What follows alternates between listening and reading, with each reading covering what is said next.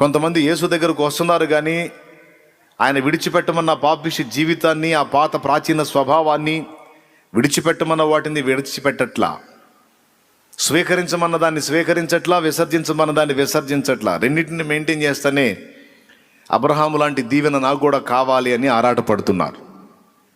ఎట్లా కుదురుతుందండి? ముందు ఏం చెప్తున్నాడు? నేను చెప్పినట్లు నువ్వు చెయ్యి, నేను నడవమన్నట్లు నువ్వు నడు, నేను నిన్ను ఇలా చేస్తాను. ఆశీర్వాదాలు వాగ్దానం చేస్తున్నాడు, కానీ దానికి ముందు కొన్ని షరతులు వర్తిస్తాయని చెప్తున్నాడు. షరతులు ఏమిటి అంటే, విడవమన్న వాటిని విడవాలి, చేపట్టమన్న వాటిని చేపట్టాలి. అర్థమైతే స్తోత్రం చెప్పు, గట్టిగా చెప్పు.